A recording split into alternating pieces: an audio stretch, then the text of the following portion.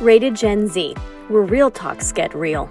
Each episode dives deep into the minds of 18 to 24-year-olds, exploring their dreams, struggles, and perspectives that most people never hear. We're diving into the chaos that defines a generation everyone talks about, but nobody actually listens to.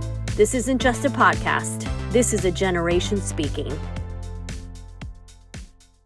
Welcome to the Rated Gen Z podcast. Ryan, how you doing? Hey Raquel, great to actually see you and not just be in a message. I'm doing great though. Appreciate you having me. Thanks. So you're a true professional. So you're like my second guest that is like kind of experienced in the podcast world. A lot of my guests are brand new, like this is their first show that they've ever been on. Yeah. So I feel a little bit of the pressure of Trust me, the having to be pressure's really on me. good. But I would love for you to give an intro Yeah, about yourself. sure. Yeah. Since Sure. honestly, I don't know that much about you. Let's be Yeah, real. and that's fine. No, and that's fun. And that's the good thing about this, right? It is a podcast. We can just see where it goes, right? Yes. So I say, this is always what I say, which is I make music and I make podcasts, and that's what I do. Who I am is I'm a creative person. I'm a strategist. I work with businesses for the most part to help them implement creative strategies for typically marketing, so podcasts, email list, YouTube, day-to-day content, social media. And so that's what I do day to day. I own Podcast Principles, which is a podcast production company. I don't run that anymore, but I own that, and I'm still heavily involved in it. And I'm a DJ, have an entertainment company too. So I just do. Yeah, it's awesome. So I get to post videos of that. So that's a lot of fun. But yeah, I mean, I'm a creative person, and that's, just my goal has always been to just make that my, life basically. Wow, that's pretty cool. You get to do what you really enjoy and are passionate about. I just started doing that at age 49. Well, it doesn't matter when you get there, but as long as you, at least have a plan to do it in some capacity, I think it's powerful. I mean, I'm just not the type of person that can do anything within 8 hours of the day that doesn't feel like is really kind of my zone of genius. Like I just will like I've done that, in each step of the way I've gotten closer. And I'm still always figuring it out, So Well, that's you're part of it. young, so you'll still be figuring it out for years Always, to yeah. come. But for me, that's kind of why I love this too, because I've never been someone that had the personality to be able to do like a 9 to 5 kind of, doing the same thing every day.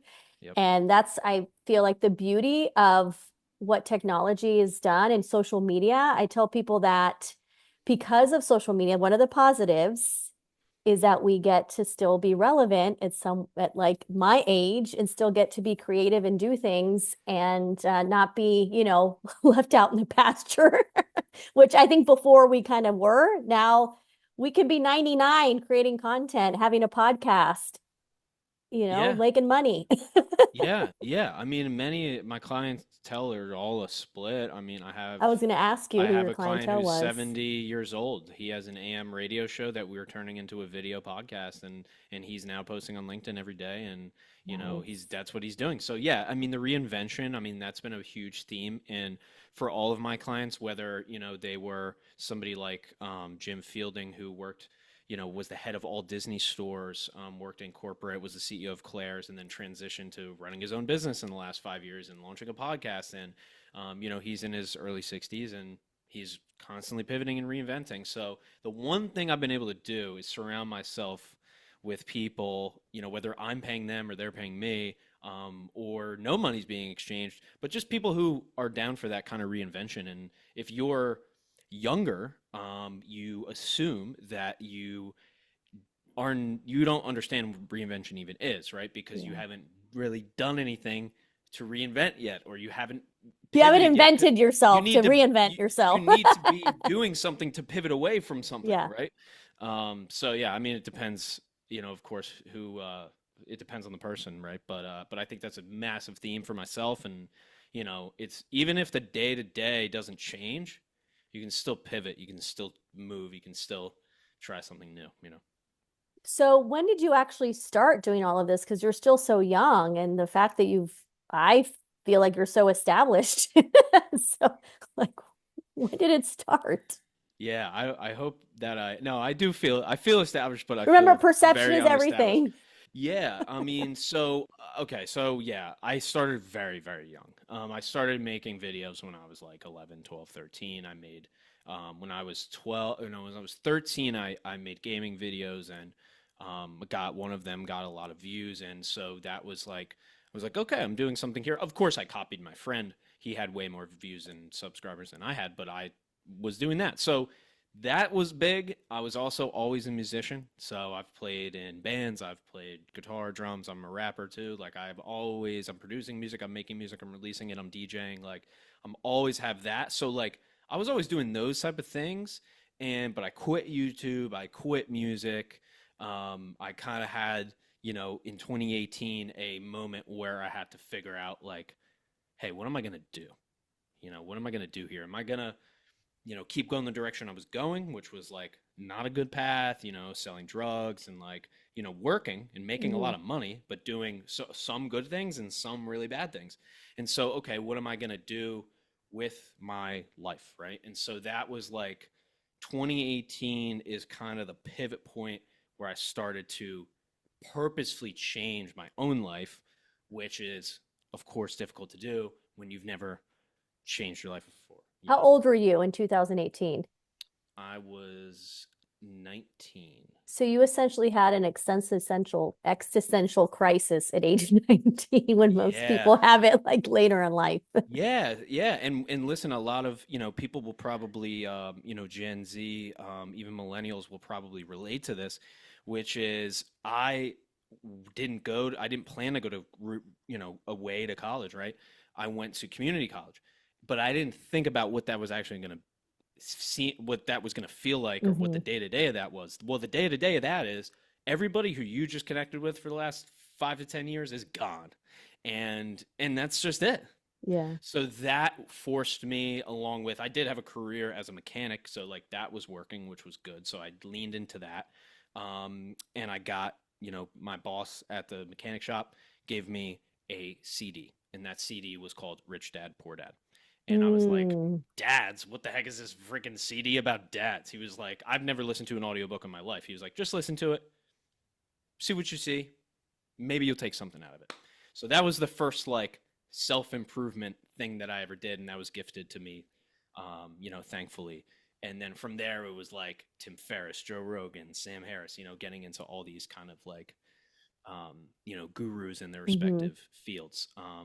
But yeah, that was a lot of like existential kind of crisis. Plus, like, what am I doing now? I don't have any friends. Where's all my friends? Yeah. And I'm just gonna double down on me for better or for worse, and see, how it goes. Well, it seems to be going pretty well. Oh yeah, it's definitely going well. I mean, I don't think about. Sometimes I do think about the alternative. Like okay, if I was just a mechanic, or if I didn't have the internet, things Hmm. I would just be fixing cars, which is great. I loved fixing cars, but I would come home, right, and that's what you find, right? You see what you gravitate towards. I would come home and I would make music and podcasts, and I started my own podcast. So yeah, but yeah, it's crazy. But it wasn't intentional before, but it's all intentional now. Right. And that's what I've found through coaching, right? And, I spend a lot of money on coaching. If I have a problem, I will try to solve it. Then I'll go to my team and then I'll just hire somebody. And I don't care if I never solve it. But my theme for the year, it's on my wall, is just get help. And that's tough for people. It's tough to Yeah. ask for help, right? It is. So where do you ask for it? Like, are you someone that has people that like you follow and then you'll go ahead and pay, if they're like pretty big, you'll pay that big price tag? Or do you have kind of people in your network that refer you? Because that's something that I'm Mm-hmm. trying to kind of, I guess, understand. Because at some point I am going to Yeah. need help in certain areas. And I have a LinkedIn network that's amazing. And a lot of times I'll just post something and be like, hey, I need your help. LinkedIn Yeah. fam, like, recommend me somebody. But I'm just curious if you kind of have like your finger on the pulse on like those people. So you always know like who to go and ask. Yeah, I mean it's it you I do I'm a connector. I've always like I've probably met like 5 to 10,000 people in my life, so like I know a lot of people. So I've been grateful for that. I'm always asking people questions. I'm always, trying to understand, just learn something from anybody, really. And I got that from my dad, right? So that actually transitions me to, different types of mentors. The first mentors you have are people like that, like my Hmm. grandfathers. One of them went to college while he had 3 kids, graduated, got a degree while raising his kids, ended up working for Tiffany, the jewelry company, and many other large companies. And Wow. so he had that career. Then my other grandfather was a heavy equipment operator, but he also made millions of dollars on the stock market after he was 50 years old. And he learned investing and he did all this. So I had those mentors.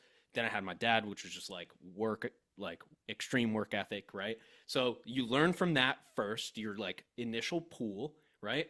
Then you look around you, right? Then I worked at a shop down in the street. Okay, I have fixed cars. Ask those people questions. Customers come in. What do you do for a living? Cool. Then I ask them. Then you have what I call digital mentors. So those are like, your podcasts you listen to, the books that you read, audiobooks. YouTube was huge. I learned a lot. I built my career off YouTube. I literally went to YouTube, copied what people did, tried to sell that as a service. That's what I did. And if I didn't know, I would have a podcast like you have, ask people questions on the podcast. And I had somebody on my podcast who did social media management. So, and he was like, here you go. He just gave me everything. He was like, here's how you do what I do. I did it for 3 months, didn't make any money, saw a job for a voiceover, applied for it, made $80. I'm Yeah, I like, was gonna okay. say you have a good voice. Oh no, I appreciate that. Yeah. So, but I'm like, okay, then I made $80. Cool. How do I make another 80? So it was the mentors, then it was like digital mentors, and then you have paid mentors too. So like now I pay for coaching on purpose, right? Life Yeah. coaching, business coaching. But for example, my business coach, I just saw a video of him talking. Oh, okay. Yeah, he was just talking, and I said, I like how this guy talks. I feel like he can help me. I went in with a problem. Of course, that wasn't the problem I actually had, right? And Right. now, 8 months later, we work together every single month. 2 guys, Tom and Adam, and yeah, they've helped me a lot. So mentors, digital, physical, family, they're everywhere. You know. Yeah. No, I think that's key is that they're everywhere. You obviously are very blessed to have people in your family that were mentors because not a lot of people have family members that can be mentors to them. So the digital piece of it obviously is huge. Yeah, But I feel like you're someone that, well, you're also on the cusp of the Gen Z millennial, like, I kind identify of with like both. I really identify with both. yeah, but you have a like work ethic and you can tell that you're someone that's like a hustler and you'll go out there and you'll ask the questions and you'll do the work. And I feel like that's so important to showcase and highlight because I still hear so many people complaining about your generation and saying that you guys aren't go-getters, that you're just expecting everything to fall on your lap. And the more I talk to all of you, the more I hear that you guys are really like you hustle in a different way. Like there's more Yeah. creativeness to it, if that makes sense. Like if people can't find a job, it's like the way that I'm hearing stories about them doing it, I'm like, this is freaking genius. Yeah, yeah, and listen, the reality is, if they've said it about this generation, then they've said it about all of them, probably. True. So no, every generation thinks they're the generation I know, that's right? is magically has a work ethic, right? But listen, I know people my age. I know some of them who have 10x the business that I have, and I know some of them who are struggling to find a job Yeah. and who, just candidly, they just kind of like go to the gym every day and think somebody's going to walk up to them and say, "Yeah, you know what? We're going to pay you $85,000 a year." And it's like so there's just extremes, Yeah, I agree. But yeah, I mean, I definitely figured things out and then just like waited. Patience is a big one. I didn't Yeah. always have clients. I didn't always have I didn't have a job. Like my dad um, didn't get it. Like my mom would just be like, "Yeah, okay, whatever you say you're gonna do, you'll probably do it, so it'll probably be fine." But my dad like he's like, "Son, like, what's up with health insurance? Like, are you gonna get that?" I'm like, "Dad, I can buy health insurance. Like, you Yeah. just buy it and then you have it, right?" But yeah, it's still like even if you do have people in your life nobody's ever gonna get it all, right? Like Yeah. nobody's Oh, gonna my parents fully still don't understand. get it with what I'm doing. Yeah, yeah, exactly. And it's not their job to get it, right? Yeah. People want the best for you. They don't know what that is, Yeah. right? They want it.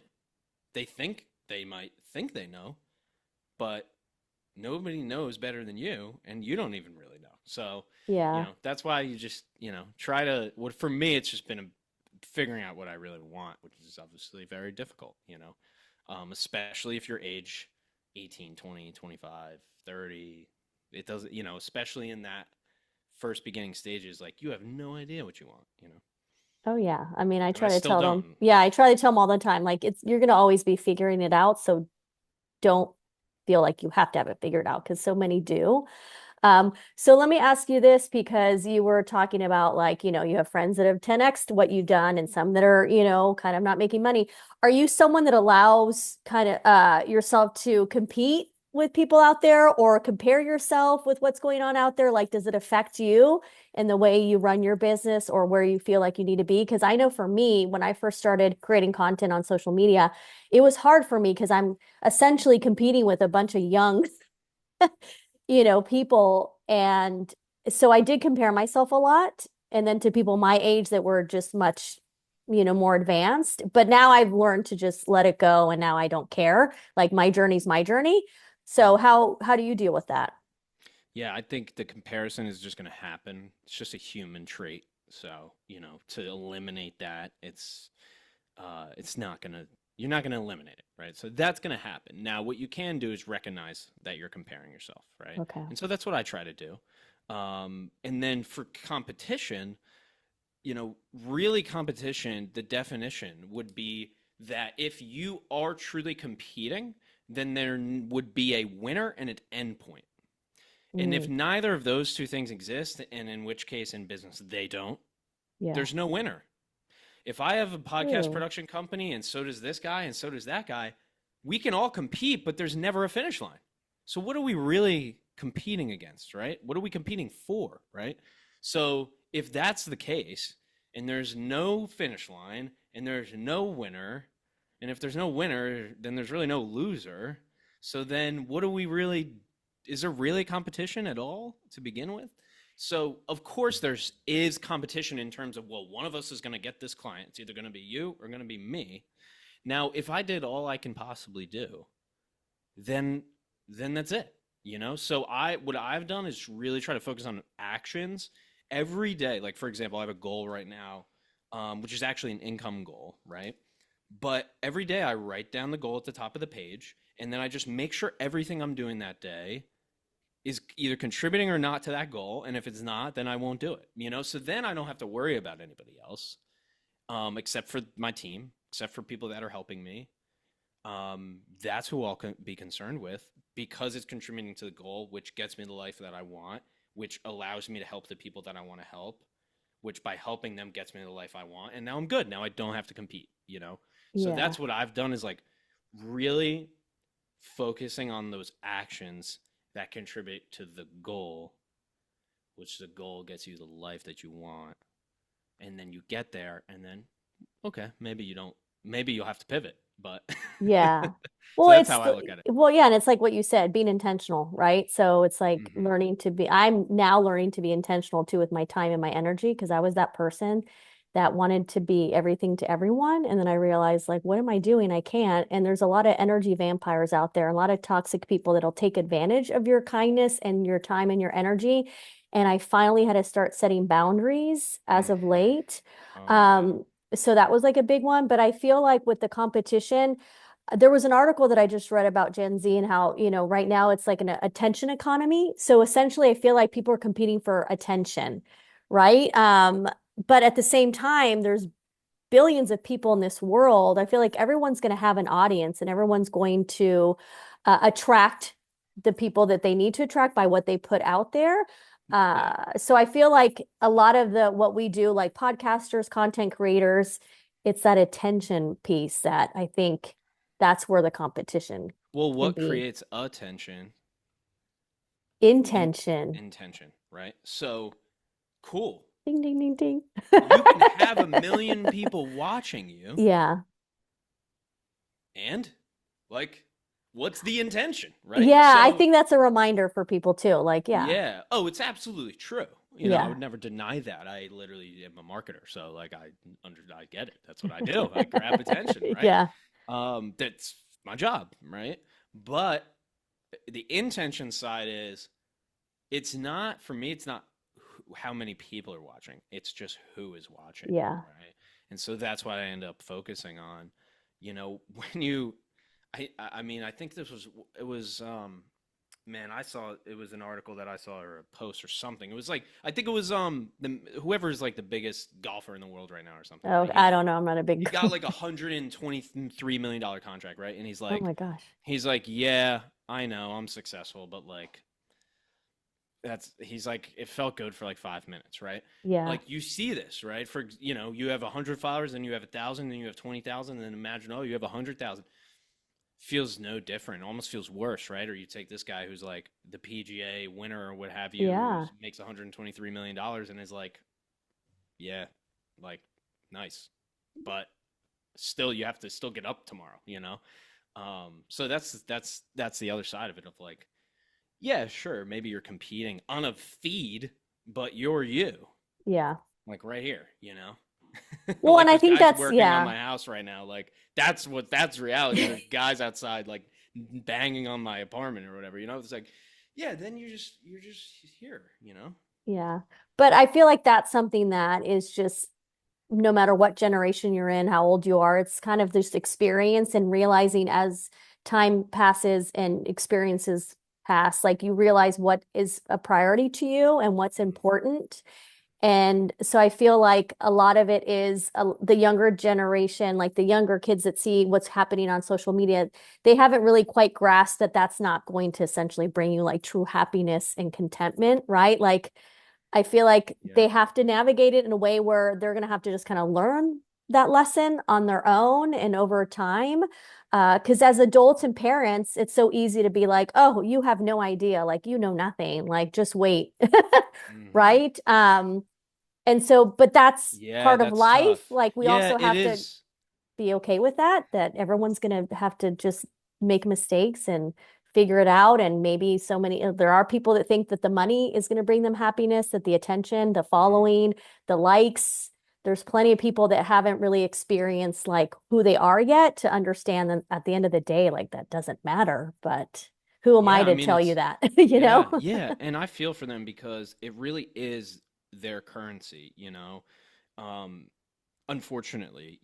But then it's also a massive plus and an upside. So it's like it is tough. Like our brains are not adapted for this level of attention. Yeah. In any sense. No matter what age you are, but especially if you're young, you've grown up with Snapchat and Instagram and TikTok and all these things, and like, yeah, I feel like I struggle. So like, if I struggle with it, and I grew up with it, plus I do it for a job, it's like of course, that's gonna if your screen time is 8 hours, like I know people whose screen time is 8 hours who are 50 years old, and people's screen time is Yeah. 8 hours who they're 18 years old. So no matter what, it's tough. But yeah, especially if you've grown up with it. Um, you know, my what I did was I just went into longer form stuff. So just like podcasts, audiobooks, things like that just require you to just like sit through stuff for a long time. Yeah. Of course, still watch my Instagram reels, but um, yeah, that's at least like what I got into. I didn't even really try it because it just happened, but. Yeah.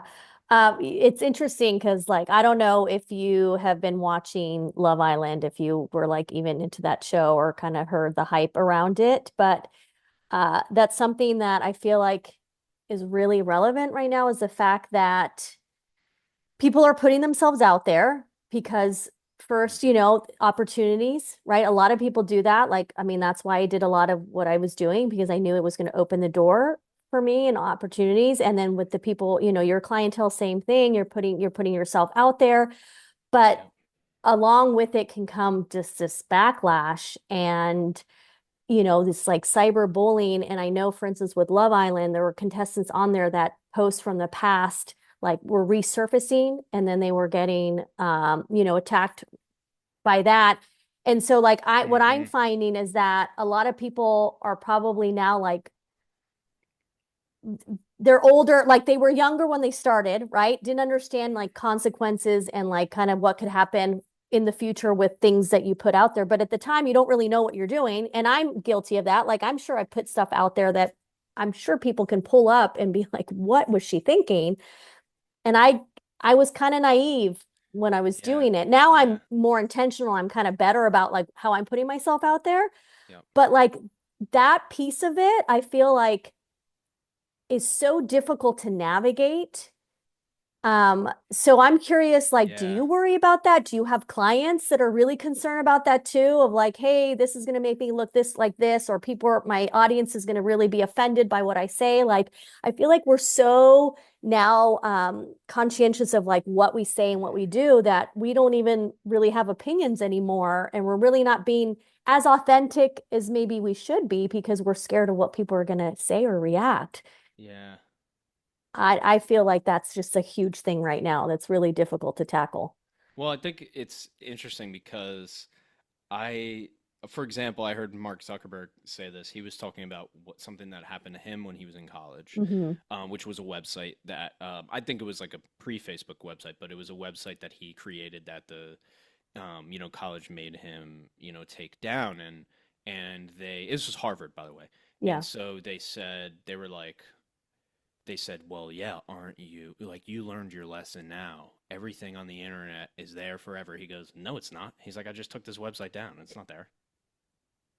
So it's both. Okay. Everything's there forever, and it's also not, right? So Yeah. I have a Twitter account that's like, I still can get into that's like all my old tweets, like, and I can go delete it, and then Okay. it's gone, right? So it's like, here's the issue. The answer is both. Like, that's the thing that sucks because it's like, yes, you can post something that people don't like 10 years after, Yeah. and then or you can post something you don't people don't like 10 years after and they'll never look at it or find it and it'll be fine. So Yeah. like it could happen, but that's like for me, like I if somebody was going to find something like 10 years ago that's like when I was like 15 years old and go say that that's me, that's nobody would agree with that. And the Yeah. only people who would agree are people who don't know me. Well, that's the thing is like we do Yeah. evolve and we do Well, listen. change, right? Like, and so Yes. that's where it just kind of blows Yeah, but my nuance is mind. lost. Nuance is lost in the internet, right? So, Yeah. for example, Love Island, are you kidding me? If you go on Love Island, I don't know if I can curse on the show, so Yes, stop you me. can. Okay, so if you go on fucking Love Island, right, Yeah. and you're on it, fuck yeah, they're pulling up your old tweets. Are you kidding Yeah. me? Like, it's a reality show. The point of it is that you are taking your reality and forcing it on television for people to be entertained by it, right? Like, yes, then they will pull. I'm not on fucking Love Island. Like, nobody cares about me. I'm a guy on LinkedIn, just like have a little following. I release things about people, about how to make podcasts, right? And it's like, so, but if I were to go on Love Island, then I would expect, well, yeah, there's somebody's gonna have the time living in their mom's basement to dig up some shit, you know? Yeah. But it's like, yeah, you just get what you put out, what you sign up for, right? Yeah. It's so crazy. But this is a good point, though. This is why I don't want followers. Like, I don't need more followers. Like, yes, I'm a musician and I release music, and obviously I have a fan base, but it's not huge, and I'm not trying to make it huge. Like, I just need as many people as I need, you know? But I think you only are going to have a problem if you go out trying to get random people to like you. Like, then you're going to have a problem because then those people, a lot of them aren't going to like you, you know? But yeah, I kind of just what I'm really boiling down is like I just stay in my lane, and of course I have like opinions out there. I have many podcasts that are out there, and you people might not agree with them, but it's not. But my clients aren't like, you know what? Yeah, we don't like you anymore. You know, like because of this podcast you made in 2018. It's like it just doesn't happen. You know. Yeah. I mean, I have to admit, like, I am in this place right now where with the two podcasts that I'm doing, that I'm starting this documentary and I want the documentary to, be in film festivals, be distributed. Like I do want it to be global. Yes. And just like you said, like I'm not concerned about the following and the engagement piece of it as I'm doing it, obviously I want people to see it, but it's like Mhm. I do worry that people are going to have judgment on these Gen Zers that I'm interviewing and talking to, right? Like it's really difficult because I want to create a safe space for them. And I have on a lot of them have been on my podcast. And so they trust me, and that's why they're going to be in the film. Yeah. But it's, I myself am like stressing out a little bit, knowing that no matter what I do and put out there, there's always going to be people that are going to be like bullies and say things. And I want to protect these Gen Zers so badly. But like, I also have to be able to just kind of like let go, because if they're willing to be on this documentary and talk about certain topics, because I'm sending them questions and they're okaying the questions. And a lot of them are very like, they get in there and some of them are very hot topics. Yeah. But I guess it's just me wanting to protect them in a way that I don't want anyone to be mean or just have like bad opinions. And then you got all the following. And so I think I'm in this place of just like I haven't gotten there yet. So maybe Mhm. it's just me being anxious and worrying about something that hasn't even happened yet. That it's like my problem. It's Well, not, I would agree, but I would also say like yes, but yeah, we all feel this, this is just again, it's just human behavior, like it's just natural. yeah. But yeah, I mean, you're not you all everything you just mentioned, you can't control. So, if you can't control it, then okay, then you can try to influence it.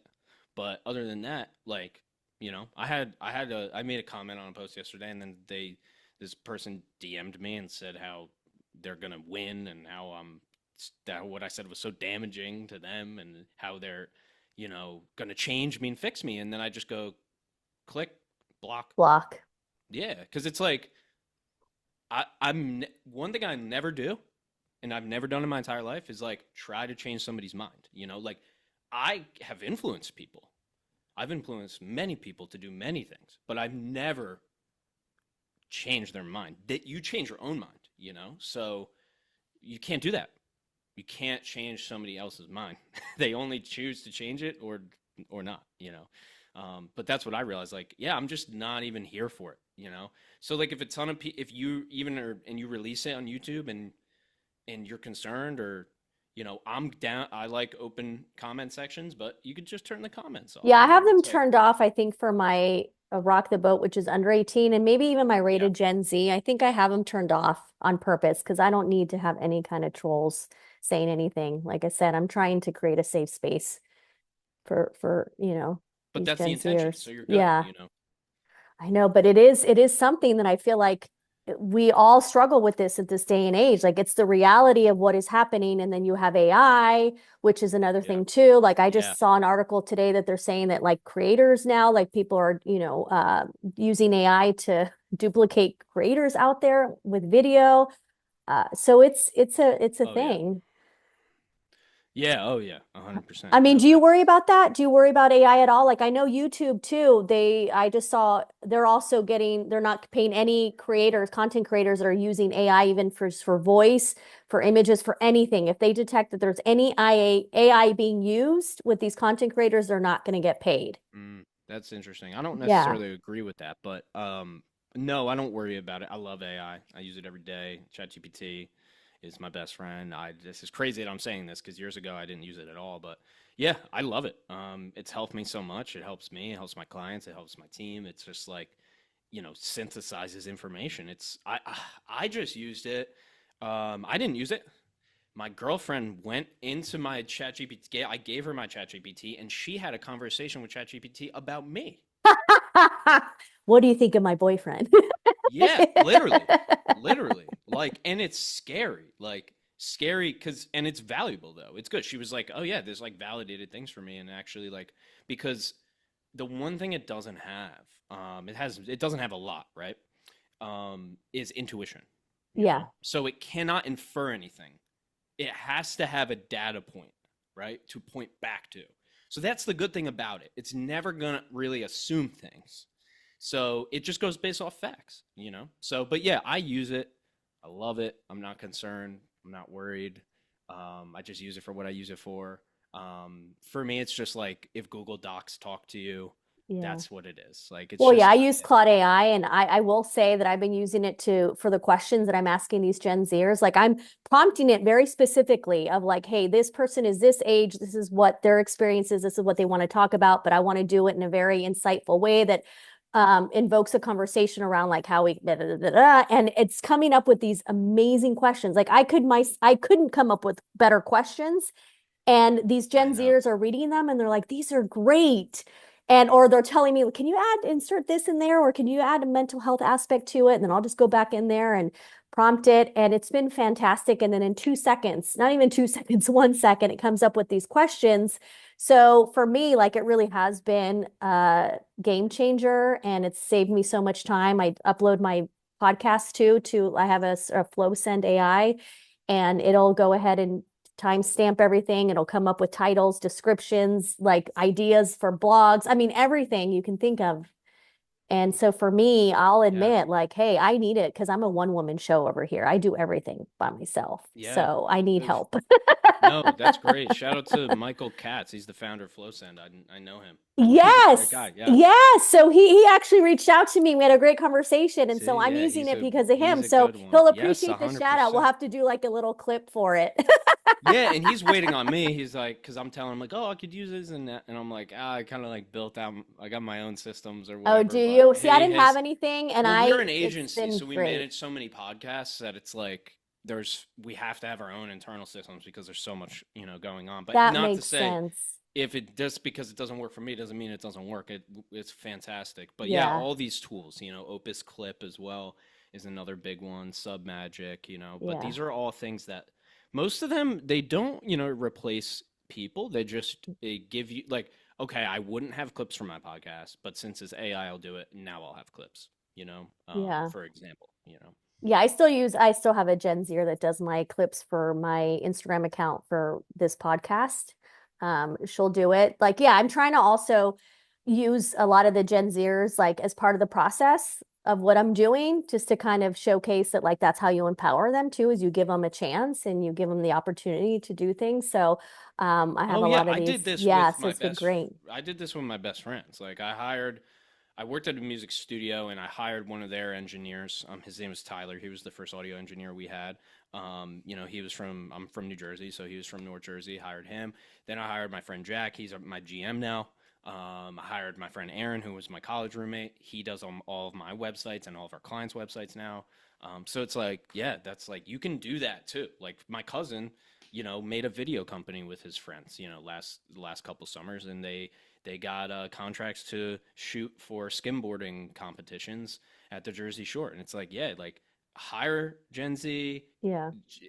create create a business together. Like, That's yeah, my you have the hope, internet is now. that like at some Yeah. point, like I'll be able to kind of gather a team together of Gen Zers or maybe even Gen Alphas, because Gen Or you Alphas, could they're start up like a till Discord 13. like channel or something, so then you can put like, so then I can go in there and be like, hey, I need a video editor who wants to edit, like, so you can have Yeah. like hire Gen Z, people and post your job or whatever. Yeah, Yeah, that'd be I cool. know.